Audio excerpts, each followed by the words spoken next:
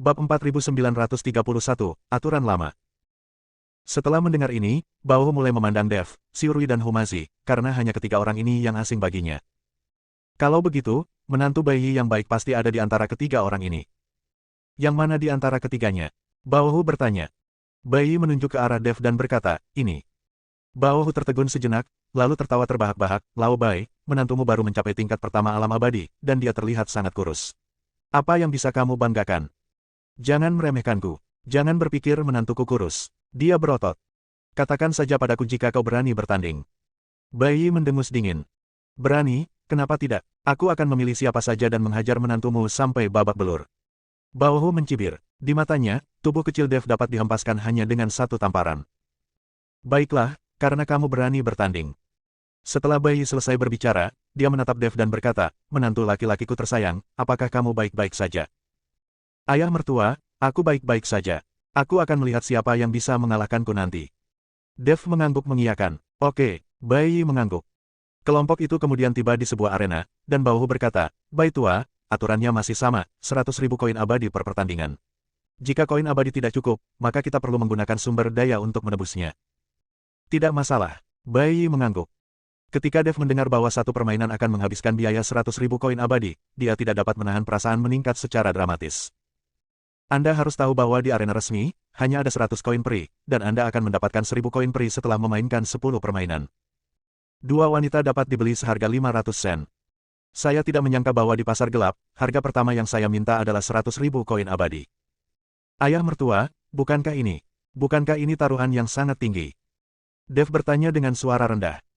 Pantat besar, harimau ganas ini memenangkan lebih dari 100.000 koin abadi dariku. Kau harus memenangkan beberapa permainan lagi agar aku bisa mendapatkan kembali apa yang telah hilang sebelumnya. Akan lebih baik jika aku bisa menjadi tak terkalahkan dan memenangkan kembali pasar gelapnya secara langsung, membuat orang ini bangkrut.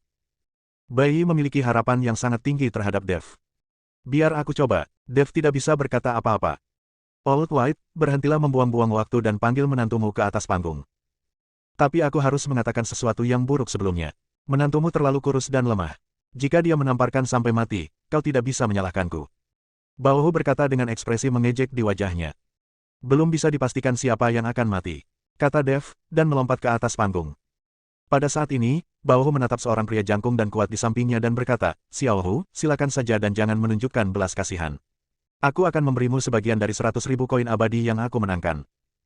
Terima kasih, saudara. Wajah harimau kecil itu penuh kegembiraan, lalu dia melompat ke atas panggung. Dev memandang harimau kecil di depannya. Tingginya lebih dari 3 meter dan tinjunya lebih besar dari kepalanya. Bagaimana mungkin anak laki-laki sebesar ini disebut harimau kecil? Dibandingkan dengan Xiao Hu, Dev terlihat sangat kurus. Semuanya, mari kita bertanding dengan Spirit Fox Shop. Siapapun yang ingin memasang taruhan dapat melakukannya sekarang. Berapapun uang yang dipertaruhkan, saya pikir si Rabu Naga akan membayarnya kembali pada akhirnya. Bao mulai berteriak keras. Semua biksu yang awalnya berada di pasar gelap datang. Setelah melihat Dev dan Xiao Hu di atas ring, semua orang tertawa. Tuan Bai Fang, apakah tidak ada seorang pun yang tersisa di Ling Hou Fang Anda? Mengapa Anda mengirim orang kurus seperti itu ke panggung? Itu, sepertinya Bai Fangzu tidak kekurangan uang. Apa gunanya kompetisi sebesar?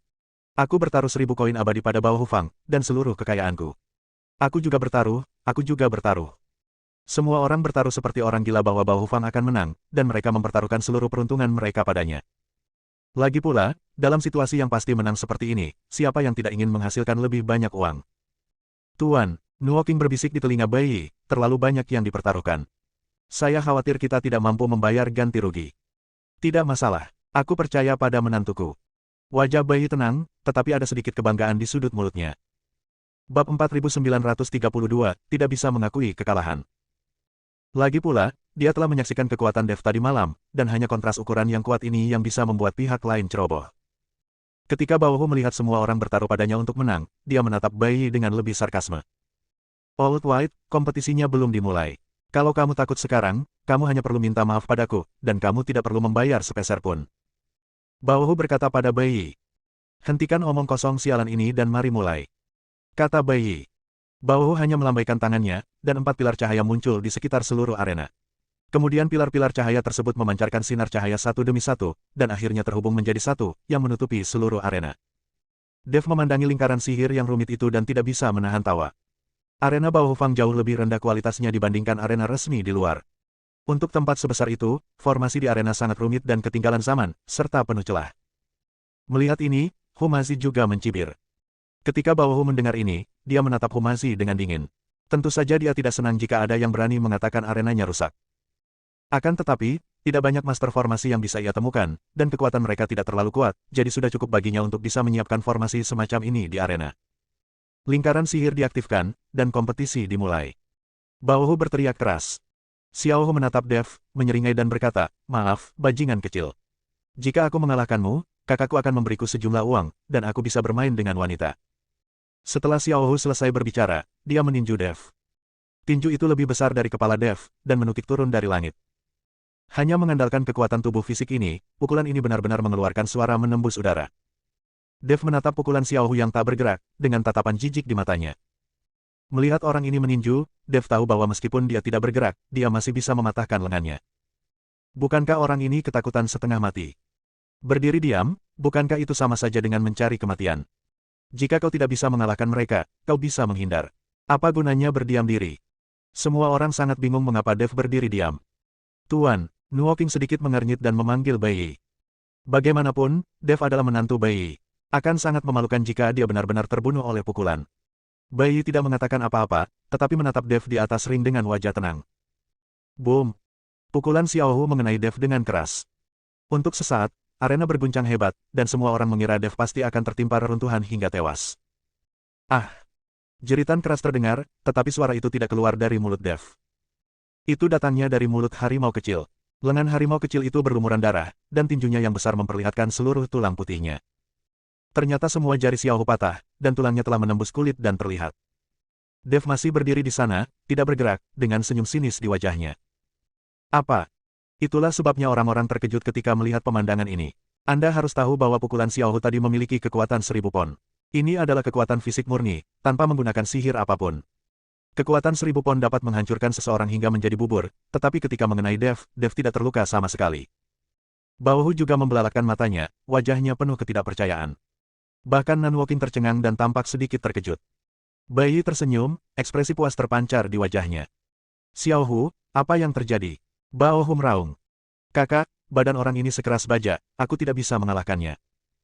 Xiaohu berkata dengan lengannya yang berdarah tergantung ke bawah, sangat frustrasi. Sial, kau makhluk tak berguna, kau masih punya satu tangan, bunuh dia untukku. Jangan menyerah. Baohu meraung, ini adalah 100.000 koin abadi. Yang lain juga mulai gelisah, bunuh dia, bunuh dia. Lagi pula, mereka semua bertaruh pada Baohufang untuk menang. Jika Xiaohu kalah, mereka semua akan kehilangan segalanya. Melihat ini, Xiaohu hanya bisa menahan rasa sakit yang luar biasa, lalu mengangkat tangan kirinya, mengepalkannya, lalu menggertakkan giginya, meraung, dan menghantam ke arah Dev. Bab 4933 Kamu tidak sedang membual, kan? Mungkin rasa sakit yang hebat telah merangsang saraf Xiaohu, dan pukulan ini bahkan lebih ganas daripada yang sebelumnya. Semua orang menahan napas dan menyaksikan pukulan Xiaohu. Saya berharap Xiaohu dapat menjatuhkan Dev dengan satu pukulan, karena pukulan ini menyangkut seluruh harta benda mereka. Pergilah ke neraka. Xiaohu meraung dan meninju pintu Dev. Kali ini tampaknya mereka ingin Dev mati. Dev menatap Xiaohu yang marah dan tak dapat menahan diri untuk mencibir, lalu mengangkat tangannya sedikit. Dev hanya menangkis tinju Xiaohu, mencegahnya bergerak maju sama sekali. Tinju besar Xiaohu dipegang oleh telapak tangan kecil Dev. Kontras yang tajam membuat semua orang merasa napas mereka hampir tersendat. Persetan denganmu. Dev sedikit rileks. Tubuh tinggi Xiaohu melayang ke udara, lalu jatuh dengan keras ke tanah dalam posisi parabola, menciptakan lubang yang dalam di tanah. Pada saat itu semua orang terdiam, menatap kosong ke arah harimau kecil yang sedang memuntahkan darah. Siapa lagi? Dev melihat sekeliling dan bertanya dengan sikap yang sangat sok. Bai Yi berteriak kegirangan, hahaha, menantuku hebat sekali, menantuku hebat sekali. Nuoking, ambil uangnya. Nuoking segera membawa orang untuk mengumpulkan koin peri tersebut. Semua orang merasa sedih ketika melihat uang mereka diambil, tetapi tidak ada yang dapat mereka lakukan dan mereka harus menerima kekalahan. Tidak seorang pun berani menimbulkan masalah di pasar gelap. Lagi pula, pasar gelap tidak diperbolehkan. Jika perkelahian terjadi di pasar gelap dan auranya bocor, tim tempur akan segera mengetahuinya. Sial, kau bajingan. Melihat Xiaohu memuntahkan darah, Baohu menjadi marah. Dia meninju Xiaohu dan menghancurkannya berkeping-keping. Xiaohu pergi menemui Raja Neraka. Melihat tatapan kejam Baohu, semua orang mundur beberapa langkah. Baohu, ini hanya kompetisi, ada yang menang dan ada yang kalah, bagaimana mungkin kau tega membunuh saudaramu sendiri? Bai Yi menatap Bao Hu dan bertanya. Bukan urusanmu, kau berani bertanding lagi. Bao Hu bertanya dengan marah. Tentu saja aku berani. Aku hanya takut kamu tidak berani. Bai Yi berkata sambil tersenyum tipis. Harimau besar. Bao Hu berteriak keras, dan gerbang besi perlahan terbuka. Lalu keluarlah seorang laki-laki yang tingginya hampir 10 meter, berbadan besar, dan berwajah penuh jenggot. Setiap langkah yang diambil akan menyebabkan seluruh Bao Hu Fang bergetar. Melihat harimau besar itu muncul, wajah Bai Yi menjadi serius. Telapak tangan orang ini lebih besar dari Dev sendiri. Melihat ekspresi Bai Yi, Bao Hu mendengus dingin, apa kau takut? Biar ku beritahu, harimau besar ini sangat kuat. Dia bisa memindahkan gunung dan memenuhi lautan dengan kekuatan fisiknya, dan pukulannya memiliki kekuatan 10.000 pound. Jangan sebut-sebut soal memukulnya. Kalau dia menginjakmu, aku khawatir menantumu tidak akan punya tulang lagi. Bai Yi menatap Dev dengan serius, menantu laki-lakiku tersayang, apakah kamu masih mampu melakukannya? Jika tidak berhasil, kita bisa menghentikan kompetisi sekarang. Meskipun kita belum mendapatkan kembali uang kita telah mendapatkan banyak keuntungan. Bai Yi khawatir Dev bukan tandingan harimau besar itu. Lagi pula, harimau itu terlalu besar. Dalam hal kekuatan fisik murni, semakin besar tubuh, semakin banyak keuntungan yang dimilikinya.